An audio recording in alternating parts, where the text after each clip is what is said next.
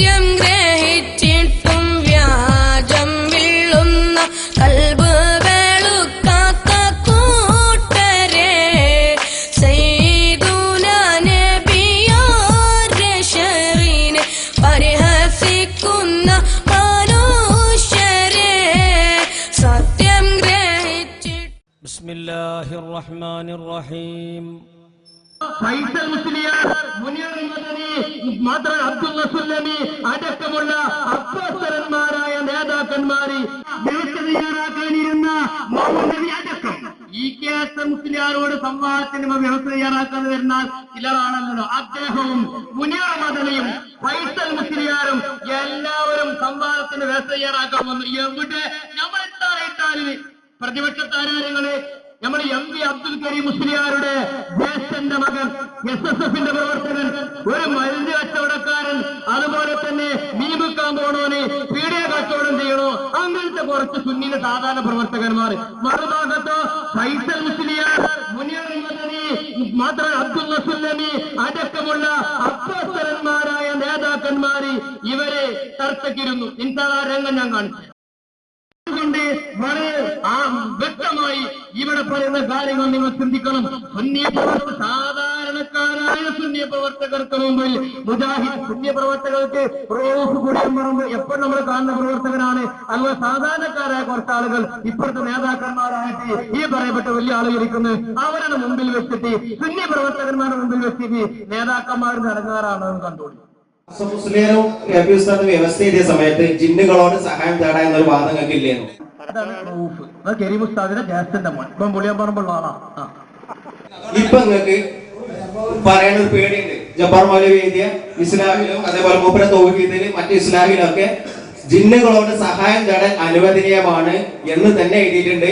ഈ വേറെവിടെങ്കിലും ഹറാമാണ് എന്ന് എഴുതിയിട്ടുണ്ട് എന്നും കണ്ട് ആദ്യം തന്നെ പറയണ്ട. അനുവദനീയമാണ്, സഹായം തേടാം എന്ന് തന്നെ അദ്ദേഹം പല സ്ഥലത്തും ആവർത്തിച്ച് പറഞ്ഞിട്ടുണ്ട്. അപ്പൊ അതുകൊണ്ട് അന്ന് എഴുതിയത് അപൂർണമാണോ എന്ന് ചോദിക്കണ്ട. ഇതാണ് ഫൈസൽ മൗലവി. അപ്പുറത്താണ് അബ്ദുള്ള മൗലവി. അതായത് EKS മുസ്ലിയാരോട് കൂടെ സംവാദത്തിന് വ്യവസ്ഥ തയ്യാറാക്കാൻ വേണ്ടി ഇരുന്ന ആളാണ്.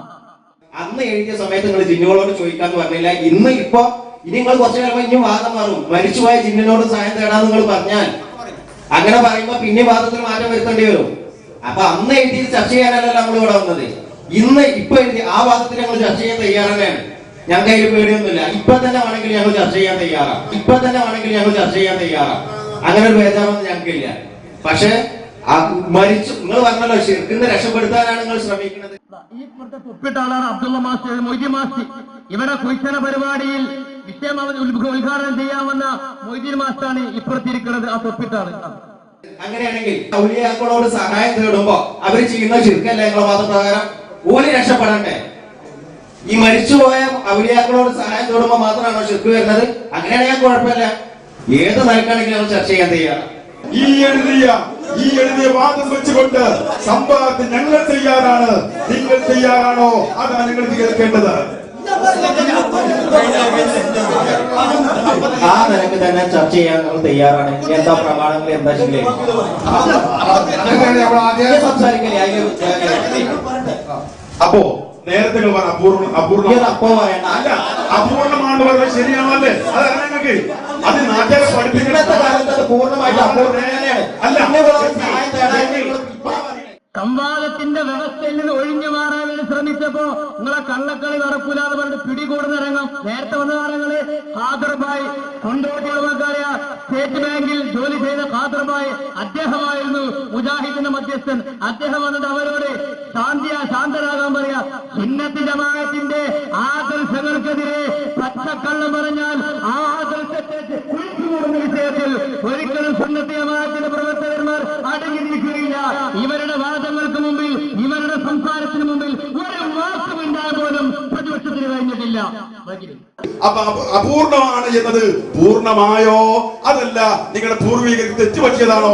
അതുകൂടെ പറയണം. നിങ്ങള് പൂർണ്ണമാണോ അല്ലേ എന്നതിന്റെ മറുപടി, അപൂർണമാണോ അല്ലേ എന്നതിന്റെ ഹലോ, ജീവിച്ചിരിക്കുന്നവരോട് സഹായം തേടൽ ശിർക്കാണ് എന്ന വാദം നിങ്ങൾക്ക് ഇല്ല എങ്കിൽ അത് പൂർണ്ണം തന്നെയാണ്, അല്ലെങ്കിൽ അപൂർണം തന്നെയാണ്. ജീവിച്ചിരിക്കുന്നവരോട് സഹായം തേടൽ ഷിർക്കാണ് എന്ന വാദം നിങ്ങൾക്ക് ഇല്ല എങ്കിൽ അത് പൂർണ്ണമാവും. അല്ല എങ്കിൽ അത് അപൂർണം തന്നെയാണ്. ജീവിച്ചിരിക്കുന്നവരോട് തേടലും ഷിർക്കാണ്, മരിച്ചവരോട് തേടലും ഷിർക്കാണ് എങ്കിൽ നിങ്ങൾ എഴുതിയത് രണ്ടിനും പര്യാപ്തമല്ല. അദ്ദേഹം തമാഫിയോ ദാരിമിയോ പൈസയോ എന്നല്ല, കൊണ്ടോട്ടിലെ കച്ചവടക്കാർ സാധാരണ പ്രവർത്തകനാണ്. അദ്ദേഹത്തിന്റെ ചോദ്യങ്ങൾക്ക് മുമ്പിൽ ഒരക്ഷരം എന്താൻ കഴിഞ്ഞിട്ടില്ല. അവസാനം വ്യവസ്ഥയിൽ നിന്ന് ഒരു സ്ഥലത്തൊക്കെ തടി ഉരാൻ ശ്രമിച്ചപ്പോ സുന്നത്യമായ പ്രവർത്തകന്മാർ പറഞ്ഞു, എന്നാ ആയിക്കോട്ടെ, ഈ നിങ്ങൾ പറയുന്ന വ്യവസ്ഥ അനുസരിച്ച് സംവാദത്തിന് 1000 വട്ടം ഞങ്ങൾ തയ്യാറാണ്. ആരോടാ പറഞ്ഞു നോക്കാൻ? നിങ്ങള് ആടും കുട്ടികൾ ആനനെ പോയി കുത്തുക, എന്നിട്ട് ആന പിടിച്ചു മണ്ടെന്ന് പറഞ്ഞാൽ നിങ്ങൾ ആലോചിച്ച് നോക്കണം. നിങ്ങൾ പറയുമ്പോൾ ആയിക്കോട്ടെ, 1000 വട്ടം ഞങ്ങൾ തയ്യാറാണ്. എന്നിട്ടോല് തയ്യാറായിട്ടില്ല. അതൊന്ന് കണ്ടോളി. നിങ്ങൾ സംവാദത്തെ പൂതി തീർക്കാണ് ഞാൻ. കാരണം നിങ്ങൾ മൊഹീദ്ദീൻ ശൈഖെ കാക്കണെ ബദരീങ്ങളെ എങ്ങനെ ആ രൂപത്തിലുള്ള ഇവരോട് സഹായം തേർക്കെ, കാരണം രണ്ടുപേരും മരിച്ചുപോയവരാണ്. അവരോട് സഹായം തേടുന്നതിന് വേണ്ടി മാത്രമേ നിങ്ങൾ എഴുതിയിട്ടുള്ളൂ. ആ നിലക്ക് നോക്കുമ്പോൾ അത് അപൂർണമാണ്. ഇനി ജീവിച്ചിരിക്കുന്നവരോട് സഹായം തേടാൻ ഷിർക്കല്ല എന്ന് നിങ്ങൾ പറയണമെങ്കിൽ ഞങ്ങൾക്ക് കുഴപ്പമില്ല. എങ്ങനെയാണെങ്കിലും ഞങ്ങൾ രണ്ട് രീതിയിലും ഇപ്പൊ ഇനി മുങ്ങാൻ വേണ്ടിയിട്ട് ആരെ തീരുമാനം ഇവിടെ ഉള്ളവർക്ക് തിരിയും. ഞങ്ങൾ ഈ രൂപത്തിൽ തയ്യാറാണ്. നിങ്ങൾ തയ്യാറാണ്. ഇപ്പൊ രണ്ടു കൂട്ടരുടെയും വാദം എഴുതി. ഇനി അടുത്ത് പ്രമാണം എന്താ ചർച്ച അടിച്ചെങ്കിൽ അതിന് കടക്കി ഇനി വേറെ വല്ല കലവിന പറഞ്ഞിട്ട് വെറുതെ തടി വരാൻ നിങ്ങൾക്ക് മാനക്കേട് ഉണ്ടാവും. കാരണം ഞങ്ങൾ നാടന്മാർ ഇവിടെ വന്നിരിക്കുമ്പോ നിങ്ങൾക്ക് സ്വാഭാവികമായിട്ടും എല്ലാവർക്കും നനയുന്നുണ്ട് എന്നുള്ളത് ഞങ്ങൾക്ക് അറിയാം. ഞങ്ങൾ നാടന്മാർ നിങ്ങൾക്ക് മാനക്കേടുണ്ടാവും. തടി വരാന്ന് കണ്ടു ഇവനെ മുന്നിൽ വെച്ച് ഒരു നാടൻ ഇങ്ങനൊക്കെ പറഞ്ഞിട്ട് അത്യാവശ്യം ഒരു ആനത്തുണ്ടെങ്കിൽ ആ വെല്ലുവിളി ഏറ്റെടുക്കണ്ടേ? കേട്ടി നിങ്ങൾ ബാക്കി. പിന്നെ ഇവിടെ മാന്യത്തിന്റെ ഒരു അലക്കമല വർത്താനം പറഞ്ഞു. കാരണം ഞങ്ങൾ മുമ്പിലേക്ക് പറഞ്ഞു ഞങ്ങൾക്ക് ഒരു മടിയില്ലേ പറയാം. ഞങ്ങൾ പണ്ഡിതന്മാരാണെന്നുണ്ടെങ്കിൽ പറയില്ല. പക്ഷെ ഞങ്ങളെ സംബന്ധിച്ചൊരു പ്രശ്നവുമില്ല. കാരണം മാന്യത ആർക്കാണെന്ന് കാണുന്നവർക്ക് തിരിയും.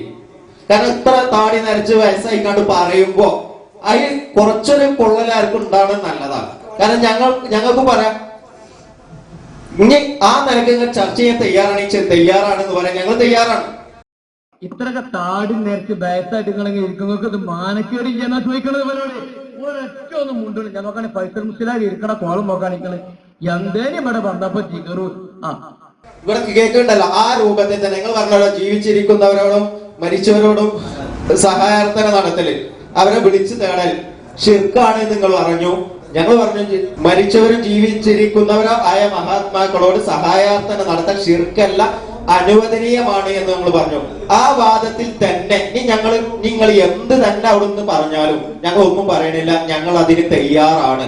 നിങ്ങൾ എന്ത് പറഞ്ഞാലും ഇനി ചിലപ്പോൾ നിങ്ങൾ തിരിച്ചിടാൻ ഒരു ആഗ്രഹം ഉണ്ടാവും. അതുകൊണ്ട് CD ഇറക്കാൻ ഇതെല്ലാവരും CD കാണുമല്ലോ എന്നൊക്കെ നിങ്ങൾ മുൻകൂറായി ജാമ്യം എടുത്ത് പറഞ്ഞത്. അപ്പൊ CD ഇറക്കണം, സംവാദം നടക്കാതെ വല്ലപ്പുഴ സംവാദം കലക്കിയ രൂപത്തിൽ ഇത് ഇനി ജനങ്ങളിലേക്ക് എത്തിക്കണം എന്ന ഒരു ലക്ഷ്യങ്ങൾ മനസ്സിൽ വെച്ചിട്ട് ആ പ്രസംഗിക്കണം നിങ്ങൾ വന്നത് മുതലേ ഞങ്ങൾക്ക് മനസ്സിലായിട്ട്.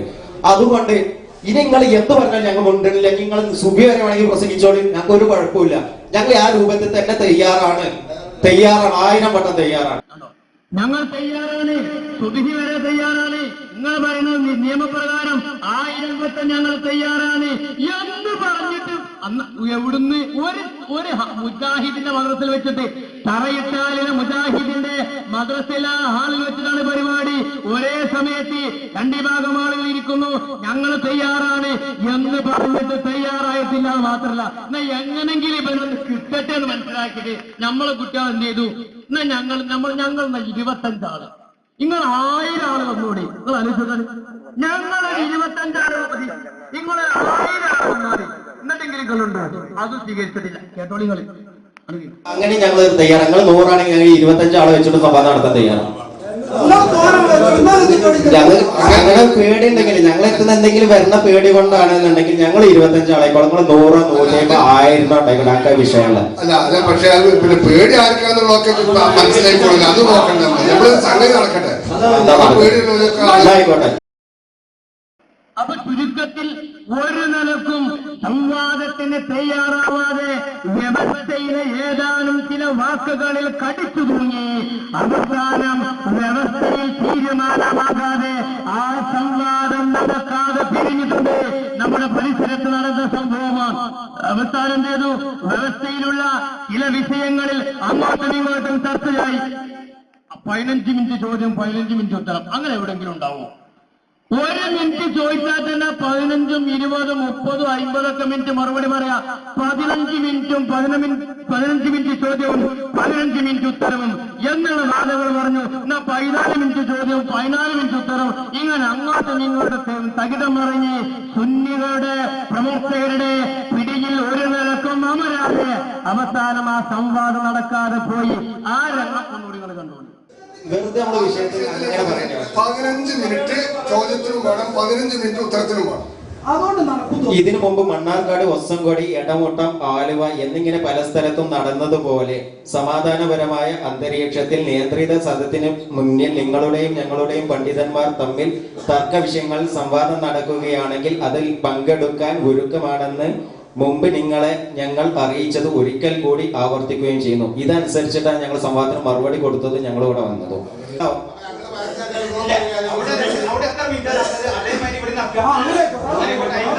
അരയരശ മണിക്കൂർ 2 പാർട്ടിയും 15 മിനിറ്റ് 2 കൂട്ടർക്കും അങ്ങനെ അവസാനിക്കണ വരെ സമയം കൊടുക്കാം. അതിന് ചോദ്യം ചോദിക്കുക, അങ്ങനെ സമ്മതമല്ല, അതിന് സമ്മതമല്ല. സമ്മതമല്ലെങ്കിൽ പിന്നെ വേണ്ട. ഞങ്ങൾക്ക് സമ്മതം. അത് ഞങ്ങൾ മനസ്സിലാണ്. കാരണം എത്രയും ഞങ്ങൾ അംഗീകരിച്ചു പോകുന്നത് സംവാദം നടക്കട്ടെ എന്നുള്ള ഉദ്ദേശം. ഞങ്ങൾ ഫസ്റ്റ് പറഞ്ഞ 2 മിനിറ്റ് 4 മിനിറ്റ് എന്നുള്ള ഒരു ഇളവ് ചെയ്യാൻ ഞങ്ങൾ തയ്യാറാണ്. പക്ഷെ നിങ്ങൾ പറഞ്ഞതിൽ എത്രമാത്രം ഇളവ് ചെയ്യാൻ വിട്ടുവീഴ്ചക്ക് നിങ്ങൾ തയ്യാറാണ് എന്നാണ് എനിക്ക് ചോദിക്കാനുള്ളത്. ഈ 15 മിനിറ്റ് വെച്ചുള്ള തയ്യാറല്ലേ നിങ്ങള്? എന്താ തയ്യാറല്ല? തയ്യാറല്ല 5 മിനിറ്റ് നിങ്ങൾ തയ്യാറല്ലേ? തയ്യാറില്ല. അല്ല 15 മിനിറ്റിൽ ഒറ്റ ചോദ്യം തന്നെ ചോദിക്കണമെന്നൊന്നുമില്ലല്ലോ. ഒരു 15 എനിക്ക് ചോദിക്കാം. എത്രയെങ്കിലും അവനാണ് സൗകര്യമുള്ള ചോദ്യം ചോദിക്കാം. അടുത്ത 15 മിനിറ്റിൽ അയാൾക്ക് സൗകര്യമുള്ള ഉത്തരം പറയാം. അടുത്ത 15 വീണ്ടും പുതിയ ചോദ്യങ്ങൾ ചോദിക്കാം. ബാക്കിയാൾക്ക് പഴയ ഉത്തരം പറയാം, ബാക്കിയുണ്ടെങ്കിൽ അതും പറയാം, പുതിയ ചോദ്യത്തിന് ഉത്തരവും പറയാം. അങ്ങനെ അപ്പൊ 15 മിനിറ്റോട് 15 ചോദ്യം ചോദിച്ചാൽ 15 മിനിറ്റോട് നിങ്ങൾ 15 മറുപടി പറയാം. അത് നിങ്ങൾ കഴിയാൻ നോക്കിക്കോളി. അത് ചോദ്യം ചോദിക്കുന്നവരുടെ സാമർത്ഥ്യവും ഉത്തരം പറയുന്നവരുടെ സാമർത്ഥ്യവും ആ സാമർത്ഥ്യമാണ് മുന്നേ 5 മിനിറ്റ് പറയുമ്പോൾ വേണ്ടത്. ആ സമയത്തിന്റെ ഉള്ളിൽ ഉത്തരം പറയാനുള്ള സാമർത്ഥ്യം, അതിനാ സാമർത്ഥ്യം എന്ന് പറയാൻ. അത് 15 മിനിറ്റോട് പറയണതിനുള്ള സാമർത്ഥ്യം. അതിനാണ് ഞാൻ ആദ്യം പറഞ്ഞത്. ഞാൻ ആദ്യം പറഞ്ഞിരിക്കുന്നു, ഈ സാമർത്ഥ്യം നിങ്ങളെ തോൽപ്പിക്കാനല്ല എന്ന് ഞാൻ പറഞ്ഞിട്ടുണ്ട്. നിങ്ങളെ തോൽപ്പിക്കാൻ, നിങ്ങളെ പരാജയപ്പെടുത്താനും അല്ല ഞങ്ങളുടെ സാമർത്ഥ്യം ഞങ്ങൾ പറഞ്ഞിട്ടുണ്ട്. നിങ്ങളെ തോൽക്കൽ ഞങ്ങളുടെ ഉദ്ദേശമേ അല്ല. നിങ്ങൾ എന്തായാലും തോൽക്കൂല. ഒന്നേ വരെ വല്ല വാദപ്രയത്നം തോൽക്കണോ? ഇനി എങ്ങനെ തോൽക്കും? തോറ്റിട്ടില്ല, തോൽക്കുകയില്ല. തോൽക്കൂല. ഒരു മിനിറ്റ്, 2 മിനിറ്റ് 4 മിനിറ്റ് ഞാൻ പറഞ്ഞു, നിങ്ങൾ 15 പറഞ്ഞു. അതിന്റെ ഇടയിൽ ഒരു മാന്യതൊക്കെ എന്തെങ്കിലും നിങ്ങൾ പറയുന്ന തീരുമാനം ഞങ്ങൾ അംഗീകരിക്കാൻ തയ്യാറാണ്. അതിന്റെ ഇടയിൽ 4-ന്റെ